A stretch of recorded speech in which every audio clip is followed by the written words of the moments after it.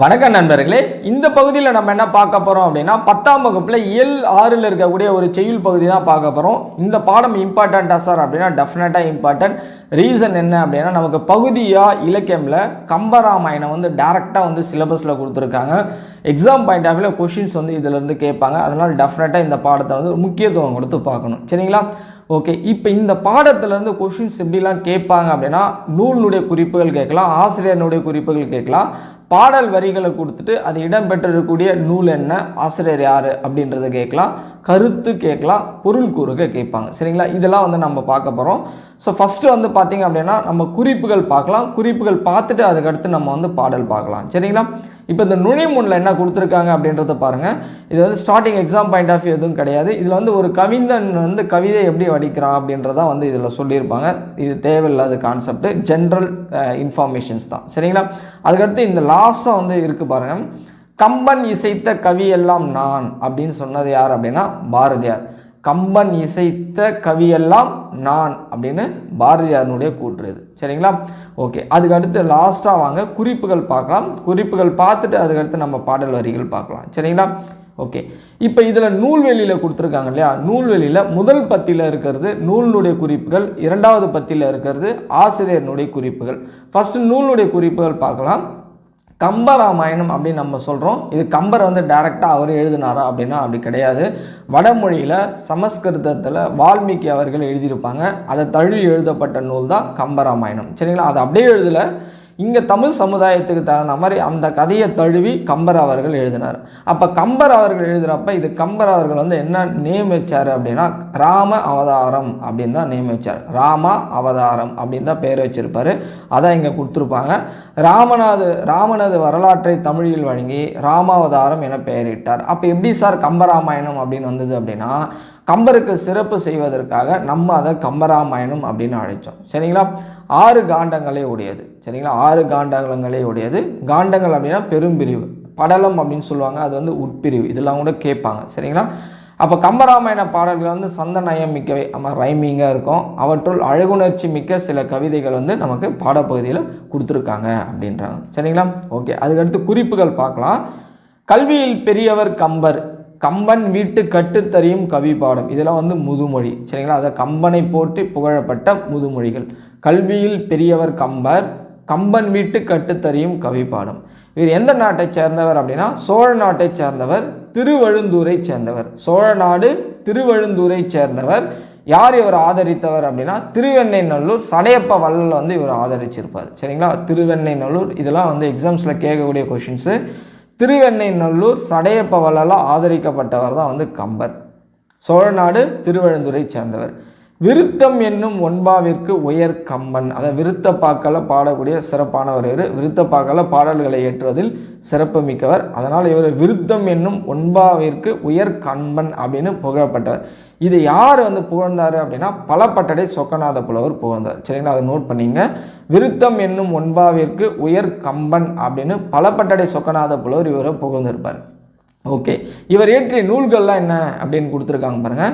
சரஸ்வதி அந்தாதி, சடகோப்பர் அந்தாதி, திருக்கை வழக்கம், ஏர் எழுவது, சிலை எழுவது. இன்னொரு நூல் இருக்கும், மும்மணி கோவை அப்படின்ற ஒரு நூல் இருக்கும், அதை நோட் பண்ணிங்க. சரிங்களா? அந்தாதியில் 2 வரும் பாருங்கள். சரஸ்வதி அந்தாதி, சடகோப்பர் அந்தாதி.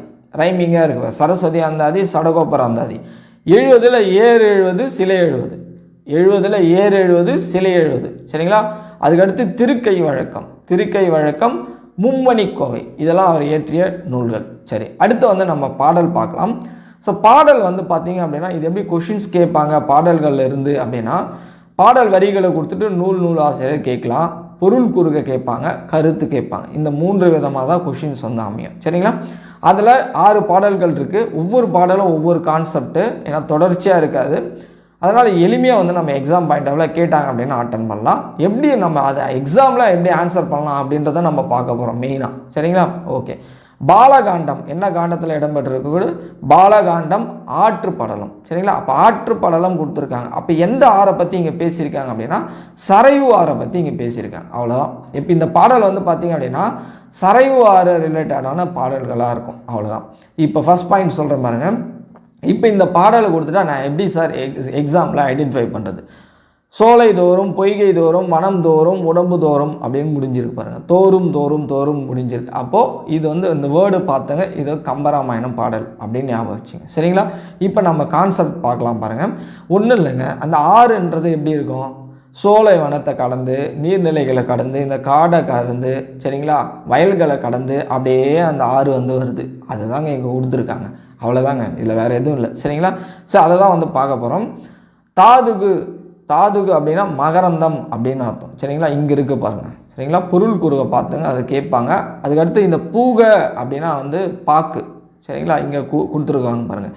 கமுது தோட்டம் அப்படின்னு, கமுக தோட்டம் அப்படின்னு கொடுத்துருப்பாங்க. கமுகுன்னு என்ன? பாக்கு. சரிங்களா? இதான் இதில் பொருள் கூறுக பார்க்க வேண்டியது. சரி, பாடல் பார்க்கலாம் பாருங்கள். தாதுகு சோலை தோறும் செண்பக காடு தோறும் போது அவிழ் பொய்கை தோறும் புதுமணர் அடங்க தோறும் மாதவி வேலி பூக வனந்தோறும் வயல்கள் தோறும் ஓதிய உடம்பு தோறும் உயிரென உலாயதன்றே. சரிங்களா? அதை கொடுத்துருங்க. அதில் சோலைவனம், இந்த சோலைவனத்தை கடந்து வருது. அந்த சோலைவனம் எப்படி இருக்குது? மகரந்தங்கள் சிந்தி இருக்குது. அந்த சோலைவனத்தை கடந்து செண்பக மரங்கள் இருக்கக்கூடிய அந்த காடம் கடந்தும் பொய்கை, சரிங்களா, அதை நீர்நிலைகளை கடந்து புது மணலை கடந்து அதுக்கடுத்து பூகன என்ன? கமுகு தோட்டங்கள்னு சொன்னான். வேலி மாதவி அப்படின்னா கொடிய வேலிகளை சூழ்ந்திருக்கக்கூடிய அந்த கமுகு தோட்டங்களை கடந்து வயல்களை கடந்து இந்த ஆறு வந்து வருது. எப்படி வருதுன்னு சொல்லியிருக்காங்க பாருங்கள். ஓர் உயிர் பல உடல்களில் ஊடுருவி உலாவது போல பல இடங்களில் பாய்ந்து இந்த சரைவு ஆறு வருது அப்படின்னு சொல்லியிருக்காங்க. சரிங்களா? அதான் ஓதிய உடம்பு தோறும் உயிரென உலாயதன்றே. ஒரு உயிர் பல உடல்களில் ஊடுருவி உலாவது போல பல இடங்களில் கடந்து இந்த சரைவு ஆறு வந்திருக்கு. அவ்வளோதான். எந்தெந்த இடத்துல கடந்து வந்திருக்கு அப்படின்றது சொல்லிட்டு இருக்காங்க. அவ்வளோதான். இதான் அது கான்செப்ட். சரிங்களா? தோறும் தோறும் பார்க்குறீங்க, சோலை தோறும் பொய்கை தோறும் வனந்தோறும் பார்த்தா கம்பராமாயணம் பாடல் அட்டன் பண்ணுறோம். சரிங்களா? பொருள் கூறுக கேட்டால் நான் சொல்லிட்டேன். தாதுக்கு கேட்பாங்க, அந்த பூக அப்படின்றது கேட்பாங்க இதில். அவ்வளோதான். சரிங்களா? ஓகே, அடுத்து வாங்க. இரண்டாவது பாடல் பார்க்கலாம் பாருங்கள். பாலகாண்டம் நாட்டு படலத்துலேருந்து இந்த ஒரு பாடல் கொடுத்துருப்பாங்க. ஸோ இந்த பாடலை வந்து எளிமையாக இருக்கும். அதாவது முதல் பார்த்தது நம்ம வந்து பாலகாண்டம் ஆற்றுப்படலம் சரைவாரை பற்றி கொடுத்துருக்காங்க. இங்கே பாலகாண்டம் நாட்டு படலம். நாட்டில் யார் இருப்பாங்க? மக்கள் இருப்பாங்க. மக்கள் என்ன பண்ணுவாங்க? ஸ்டேஜ் டான்ஸ் ப்ரோக்ராம் வந்து பார்ப்பாங்க இல்லையா? அதுதாங்க இந்த பாடலில் கொடுத்துருப்பாங்க. அவ்வளோதான். ஒன்றும் இல்லை, இந்த பிக்சர் பாருங்கள். இந்த பிக்சர் பார்த்துட்டு நம்ம பாடல் அணுகலாம். ரொம்ப எளிமையாக இருக்கும். இப்போ வந்து ப்ரோக்ராம் வந்து நடக்குது, டான்ஸ் ப்ரோக்ராம் பண்ணுறாங்க. யாருன்னா டான்ஸ் ஆடணும். இங்கே யார் டான்ஸ் ஆட போகிறாங்க? இயற்கையை வருணித்து கம்பர் அவர்கள் எழுதியிருப்பார். அப்போ இங்கே மயில்கள் வந்து டான்ஸ் ஆடுது. யாருன்னா பாட்டு பாடணும் இல்லையா? வண்டுகள் வந்து ரிங்காரம் இல்லையா? அந்த வண்டுகள் ரிங்காரம் பெற்றது தான் இங்கே பாடல்கள்.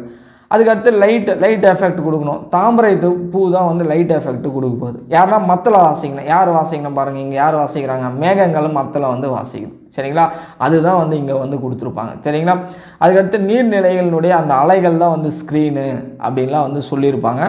ஸோ அப்போ பார்வையாளர்கள் யாருன்னா இருக்கணும்?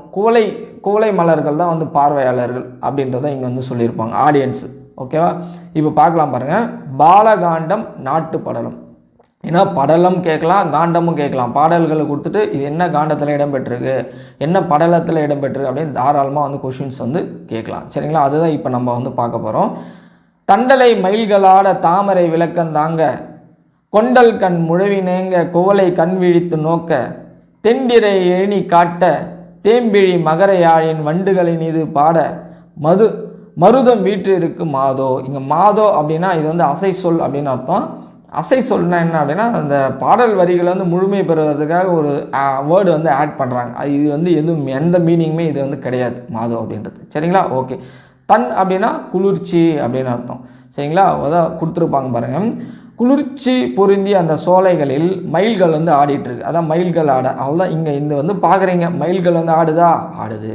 ஓகே. அதுக்கடுத்து தாமரை விளக்கந்தாங்க. தாமரை பூ தான் வந்துட்டு என்ன பண்ணுதாங்க? லைட் எஃபெக்ட் வந்து கொடுக்குது. விளக்கந்தாங்க.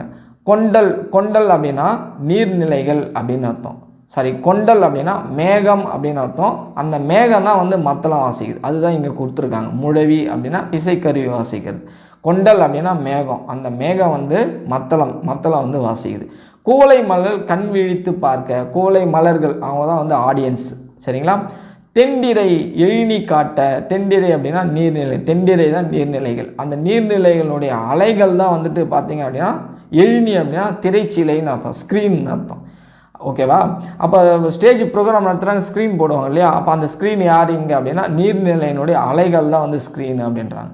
தேம்பிழி மகர யாழ் இசையமைச்சோம் அப்படின்னா அந்த அந்த இசை எப்படி இருக்குது, அந்த மாதிரி வண்டுகள் வந்து இனிது வந்து பாடுது எங்கே அப்படின்னா இந்த மருத நிலத்தில் பாடுது அப்படின்னு சொல்லியிருக்காரு கம்பர் அவர்கள். சரிங்களா? அப்போ மயில் ஆடுது, தாமரை வந்து விளக்கு கொடுக்குது, லைட் எஃபெக்ட் வந்து கொடுக்குது. அப்போது ஸ்டேஜ் ப்ரோக்ராம்னா லைட் எஃபெக்ட் கொடுக்கணும். அப்போ எங்கே யார் கொடுக்குறது? தாமரை. கொண்டல்னா என்னது? மேகம். அது பார்த்தோம், மேகம் தான் வந்து மத்தளம் வாசிக்குது. கூலை மலர் தான் ஆடியன்ஸ். ஓகேவா? ஸ்க்ரீன் யார்? அந்த தென்னிற நீர்நிலைகளுடைய அலைகள் தான் வந்து ஸ்க்ரீன். சரிங்களா? பாடுறது யார் அப்படின்னா வண்டு. இது எங்கே நடக்குது? மருத நிலத்தில் நடக்குது. சரிங்களா? என்ன காண்டம்? பாலகாண்டம், நாட்டு படலம். அவ்வளோதான், ஓவர். ஸ்டேஜ் டான்ஸு முடிஞ்சிச்சு. சரிங்களா? ஸ்டேஜ் டான்ஸ் பார்த்துங்க. எங்கே? கம்பராமாயண பாடல். அவ்வளோதான், எளிமையாக அட்டன் பண்ணிடலாமா? அதுக்கு அடுத்த பாடல் பாருங்கள், பாலகாண்டம், நாட்டு படலம். இதுவும் பாலகாண்டம் தான், நாட்டு படலம் தான். சரிங்களா? ஓகே. இதில் என்ன கொடுத்துருக்காங்க பாருங்கள், அதை மெய்யியல் அப்படின்னு சொல்கிறாங்க. மெய்யியல் அப்படின்னா ஒன்று இல்லை, ஒன்று இருக்குது ஆனால் இல்லை அப்படின்றாங்க இல்லையா? அந்த மாதிரி. ஏன் இங்கே இல்லை அப்படின்றாங்கன்னா அதெல்லாம் நிறைஞ்சிருக்கு, அதனால் இங்கே இல்லை அப்படின்றாங்க. சரி, அதுதான் வந்து பாடல் கொடுத்துருக்காங்க. இப்போ இந்த பாடல் வரிகளை கொடுத்துட்டா எப்படி அட்டன் பண்ணலாம்னா இல்லை இல்லை இல்லை அப்படின்னு முடிஞ்சிருக்கு பாருங்கள். இல்லை இல்லை இல்லைன்னு முடிஞ்சிருக்கா? அப்போ இந்த வரிகள் ஆல்ரெடி தோறும்னு பார்த்தா, அப்போ தோறும் முடிஞ்சதுதான் கம்பராயணம். அது மாதிரி இல்லை இல்லை அப்படின்னு முடிஞ்சிருந்தா அதுவும் கம்பராயணம் பாடல். சரிங்களா? இது பாலகாண்டம், நாட்டு படலம். அது பாலகாண்டம், ஆற்று படலம். ஓகேவா? இப்போ பார்க்கலாம் பாருங்கள். கான்செப்ட் நமக்கு தெரியணும் இல்லையா? பாருங்கள், பாடல் பார்க்கலாம் பாருங்கள். வன்மை இல்லையோர் வறுமையின்மையால், திண்மை அப்படின்னு படிக்கணும். திண்மை இல்லையோர் செருணரின்மையால், உண்மை இல்லை பொய் உரை இயலாமையால், வெண்மை இல்லை பல் கேள்வி மேவலால். அதான் வன்மை இல்லை. வன்மை அப்படின்னா ஈகை அப்படின்னு அர்த்தம். சரிங்களா? இங்கே கொடுத்துருக்காங்களா? கொடைக்கு அப்படின்னு கொடுத்துருக்காங்க பாருங்கள். கொடை. வன்மை அப்படின்னா ஈகை. என்னென்ன? கொடுத்து உதவுறது. அப்போது அங்கே கொடுக்கறதுக்கு யாருமே இல்லையா? ஏன் இல்லை? வறுமையே அங்கே கிடையாது. வறுமை இருந்துச்சு அப்படின்னா தானே கொடுக்கறதுக்கு யாருன்னா ஒருத்தர் வேணும். அப்போ வறுமை இல்லாதனால அங்கே கொடைத்தன்மை கொடுக்கறது ஆள் இல்லை அப்படின்றாங்க. சரிங்களா? எங்கே? கோசல நாட்டில் இது. சரிங்களா? திண்மை இல்லையோர் செருணர் இன்மையால். செருணர் அப்படின்னா பகைவர் அப்படின்னு அர்த்தம். நேருக்கு நேர் சண்டை புரிவர், போர் புரிவதற்காக அங்கே பகைவர்லாம் யாரும் கிடையாது. பகைவரே கிடையாது, எல்லாம் ஒற்றுமையாக இருக்காங்க அப்படின்றாங்க. அப்போது பகைவரே இல்லை அப்படின்னா நம்மளுடைய வலிமையை வந்து அங்கே காட்ட வேண்டிய அவசியமே இல்லை. சரிங்களா? அதை திண்மை அப்படின்னா வலிமை அப்படின்னு அர்த்தம். உண்மை இல்லை பொய் உரை இயலாமையால். அங்கே உண்மையே கிடையாது. ஏன்பா உண்மை இல்லை? அங்கே யாருமே பொய் பேச மாட்டாங்க. பொய்ன்னு ஒன்று இருந்துச்சு அப்படின்னா தான் உண்மைன்னு அங்கே ஒன்று இருக்கும் அப்படின்றாங்க. வெண்மை இல்லை பல் கேள்வி மேவலால். வெண்மைன்னா என்ன அப்படின்னா அறியாமை அப்படின்னு அர்த்தம். இங்கே கொடுத்துருக்காங்க பாருங்கள். வெண்மை அப்படின்னா அறியாமை அப்படின்னு அர்த்தம். பொருள் குறுக்களை கேட்கலாம். அப்போ அங்கே அறியாமை அப்படின்றதே ஒன்றும் கிடையாது. ஏன் அப்படின்னா பல வகை கேள்வி செல்வம் மிகுந்து அங்கே இருக்குது. அது கேள்வி செல்வங்கள் மூலம் மக்கள் வந்து அறிவு வந்து பெறாங்க. அதனால் அங்கே வந்து அறியாமை அப்படின்றதே வந்து கிடையாது அப்படின்னு சொல்லியிருக்காங்க. சரிங்களா? அவ்வளோதான். அயோத்தியா காண்டம் கங்கை படலத்தில் இருக்கக்கூடிய இந்த பாடல் வந்து பார்க்கலாம். சரிங்களா? இப்போ இந்த பாடலுக்கு வந்து நான் ஷார்ட்கட் என்ன கொடுத்துருப்பேன் அப்படின்னா, அதாவது நம்ம ஜீன்ஸ் படத்தில் இருக்கும் இல்லையா, அந்த மாதிரி ஒரு ஷார்ட்கட் இருக்கும். ஐயோ அப்படின்னு முடிஞ்சிருக்கும். ஸோ இது எப்படி அப்படின்றத நம்ம வந்து பார்க்கலாம். வெய்யோன் ஒளி தன் மேனியின் வீரி சோதியின் மறைய, பொய்யோ எனும் இடையாளோடும் இளையானோடும் போனான், மையோ மரகதமோ மழை மறி கடலோ மழை முகிலோ, ஐயோ இவன் வடிவென்பதோ அழியா அழகுடையான். சரிங்களா? அதாவது இங்கே என்ன அப்படின்னா வெய்யோன் அப்படின்னா பகலவன் அப்படின்னு அர்த்தம். அதாவது சூரியனுடைய ஒளி தன்மேனியின், அதான் ராமபிரான் மேலே பட்டோன்னே என்ன ஆகுது? அந்த ஒளியை வந்து மறைய பொய்யோ எனும் இடையாளோடு அப்படின்னா இங்கே யார் அப்படின்னா சீதைன்னு அர்த்தம். அந்த சீதையினுடைய இடையை வந்து பார்த்திங்க அப்படின்னா ரொம்ப மெல்லியதாக இருக்குது. அதாவது ஜீன்ஸ் படத்தில் கூட பார்த்திங்க அப்படின்னா வைரமுத்து அவர்கள் எழுதியிருப்பார். பெண்ணே உனது மெல்லிடை பார்த்தேன், அடடா பிரம்மன் கஞ்சனடி, சற்றே நிமிர்ந்து தலை சுற்றி போனேன், ஆனாவனோ வள்ளலடி அப்படின்னு எழுதியிருப்பார். அதை ஐஸ்வர்யா ராய் அவர்கிட்ட அதை வச்சு எழுதியிருப்பார் அவர். அந்த மாதிரி இங்கே கம்பர் அவர்கள் எழுதியிருக்காங்க. அவங்களாம் எப்படி எழுதுகிறாங்க அப்படின்னா இந்த மாதிரி பாடல்கள்லாம் படித்ததுனால தான் அந்த மாதிரி எழுதக்கூடிய ஆற்றல் வருது. சரிங்களா? ஓகே, இதிலேருந்து எழுதினாருன்னு நான் சொல்ல, இந்த மாதிரி படிக்கிறதுனால அந்த ஆற்றல் வருது அப்படின்னு சொல்கிறேன். சரிங்களா? அதான் பொய்யோ என்னும் அந்த இடை வந்து இருக்கா இல்லையான்னு தெரியலையா, அவ்வளோ மெல்லியதாக இருக்குது. சரிங்களா? இளையானோடும் அப்படின்னா இங்கே யார் அப்படின்னா லக்ஷ்மணனோடு போனார். யார்? ராமன். சரிங்களா? மையோ மரகதமோ அவருடைய உருவம். இப்போ அவருடைய உருவத்தை பற்றி சொல்கிறாங்க. எப்படி அவர் மேலே வந்து சூரிய ஒளி பட்டுச்சுன்னா அந்த ஒளி மறைஞ்சிடுது. கூட யார் போனாங்க? சீதை போகிறாங்க. இடை வந்து மெல்லியதாக இருக்குதுன்னு சொல்லிட்டாங்க. இளையான் கூட வந்து லக்ஷ்மணன் வந்து போயிருக்கார். ஓகே, மையோ மரகதமோ. மையோ அப்படின்னா அவருடைய நிறம், ராமனுடைய நிறம் எப்படி இருக்குது அப்படின்னா மை இருக்கு இல்லையா, அந்த கருமையான அந்த நிறத்தில் இருக்கா, இல்லை பச்சை நிறத்தில் இருக்கக்கூடிய மரகத நிறம் மாதிரி இருக்கா, கடலோ நீல நிறத்தில் இருக்கா, இல்லை கார்மேகம் இருக்கு இல்லையா அந்த நிறத்தில் இருக்கா. அதான் மையோ மரகதமோ மறி கடலோ மழை முகிலோ.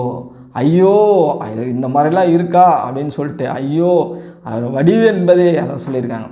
அப்போ ஒப்பற்ற அழியாத அழகினே உடைய வடிவு கொண்டவன் ராமன் அப்படின்னு சொல்லி முடிச்சிருக்கான். ஐயோ இந்த மாதிரி ஒப்பற்ற அழியாத அழகிய உடையவன் ராமன் அப்படின்னு எழுதி முடிச்சிருக்காரு. சரிங்களா, மனப்பாட பாடலாக இருக்குது. ஸோ அதை வந்து பார்த்துங்க. இங்கே ஐயோ அப்படின்னு பார்த்துங்க. இதில் கேட்டால் இந்த மாதிரி வரிகளை கூட கொடுத்து கேட்கலாம். இந்த இரண்டாவது வரிகளை கொடுத்துட்டு கேட்கலாம், முதல் வரிகள் மட்டும் கொடுத்துட்டு கேட்கலாம்.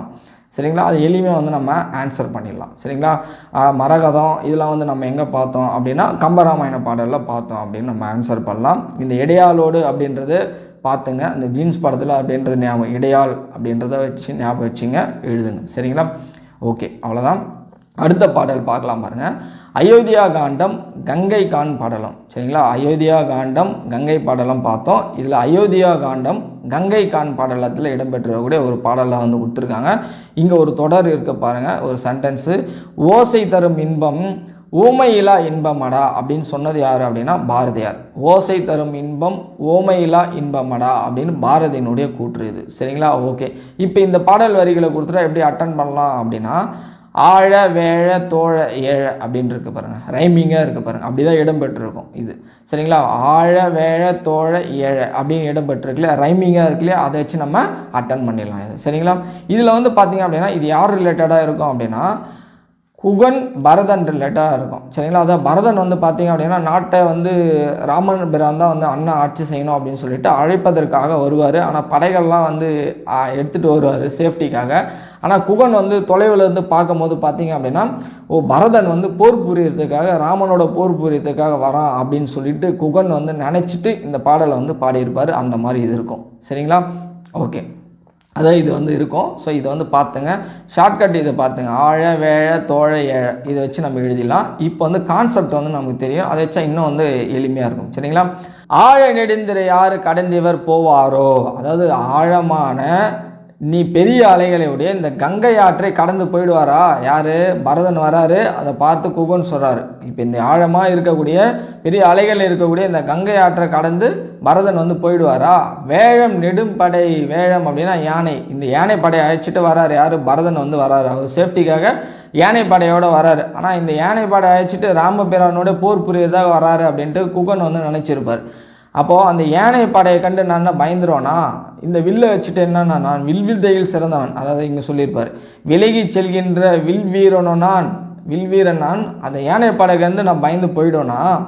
தோழமை என்றவர் சொல்லிய சொல்லன்றோ. தோழமை, அதாவது குகன் வந்து என்னுடைய நண்பன் அப்படின்னு ராமபிரான் அவர் சொல்லியிருக்காரு. அந்த சொல் வந்து எவ்வளோ முக்கியத்துவம் பெற்றது. நான் எப்படி இவங்களை வந்து கடந்து அங்கே போக நான் விட்டுருவேன். சரிங்களா, அப்படி போக விட்டாங்க அப்படின்னா ராமபிரானை காத்திருக்கணும் குகன் அப்படின்னு ஏசுவார்களே என்ன அப்படின்னு சொல்லிட்டு இந்த பாடலை வந்து அவர் வந்து பாடியிருக்காரு. சரிங்களா, அவ்வளோதான். குகன் அவர்கள் பாடுற மாதிரி இந்த பாடல் வந்து அமைஞ்சிருக்கும். ஓகே, அதுக்கு அடுத்து லாஸ்ட் வந்து பார்த்தீங்க அப்படின்னா யுத்த காண்டத்தில் கும்பகருணன் வதை படலம் அப்படின்ற படலத்துலேருந்து ஒரு பாட்டு கொடுத்துருப்பாங்க. இது எளிமையாக வந்து நம்ம ஐடென்டிஃபை பண்ணலாம். ஏன் அப்படின்னா இதில் கும்பகர்ணன் அப்படின்னு இருக்கும். கும்பகர்ணன் ராமாயணத்தில் தான் வருவார். அவர் வேலை என்ன? உறங்குறது. அப்போ இங்கே உறங்குவாய் அப்படின்னு இருக்கு இல்லையா, இந்த வார்த்தையை பார்த்துட்டு நம்ம வந்து இதை ராமாயணம் அப்படின்ட்டு நம்ம ஐடென்டிஃபை பண்ணிடலாம், கம்பராமாயணம் அப்படின்னு சொல்லிட்டு. சரிங்களா, என்ன பாடல் வந்து பார்க்கலாம் பாருங்கள். உறங்குகின்ற கும்பகர்ணன். இந்த கும்பகர்ணன் வந்து பார்த்திங்க அப்படின்னா 6 மாதம் விழித்திருப்பார், 6 மாதம் வந்து உறங்குவார். சரிங்களா, அப்போ உறங்கும் போது வந்து பார்த்திங்க அப்படின்னா அந்த உலக்கையால் குத்தி தான் அவர் வந்து எழுப்புவாங்க. ஸோ அவர் நம்ம இந்த நாடகம் படத்தெல்லாம் வந்து பார்த்துருப்போம். அந்த மாதிரி இந்த பாடலில் அமைச்சிருப்பார். உறங்குகின்ற கும்பகர்ணா, நீ வந்து என்னுடைய பொய் வாழ்வெல்லாம் இனியோட வந்து அழியக்கூடிய நாள் வந்துடுச்சு, அதனால் எழுந்துக்கோ. கரங்கு போல விற்பிடித்த கால தூதர் கையிலே, கரங்கு அப்படின்னா காற்றாடி போல, வில்லை பிடித்த காலன்னா யமனுடைய தூதன் வர்றாரு. அந்த தூதன் கையில் நீ அடிபட்டு என்ன பண்ண வர? பெர்மனண்ட்டாக நீ வந்து உறங்க போகிற, அதனால் எழுந்துரு அப்படின்ட்டு இந்த பாடலை வந்து அமைச்சிருப்பார். சரிங்களா? ஓகே, இதெல்லாம் பாடல் வரிகள் நம்ம பார்த்துட்டோம். இதில் வந்து நான் பாடல் வரிகளை உங்களுக்கு சொல்லிட்டேன். எப்படி கேட்டால் எப்படி அட்டன் பண்ணணும் அப்படின்றத நான் வந்து சொல்லியிருக்கேன். வரிகளை பார்த்துட்டு எப்படி ஐடென்டிஃபை பண்ணணும் அப்படின்றத சொல்லியிருக்கேன். நிச்சயமாக இந்த வீடியோ யூஸ்ஃபுல்லாக இருக்கும். அதுக்கடுத்து நெக்ஸ்ட்டு துணை பாடம் இருக்கும். அது ஒரு தனியாக ஒரு டாப்பிக்கை வந்து கொடுத்துடலாம். சரிங்களா? தனி வீடியோவை கொடுத்துடலாம். அதுக்கடுத்து நெக்ஸ்ட் இயரில் வந்து பார்க்கலாம். சரிங்களா? நன்றி.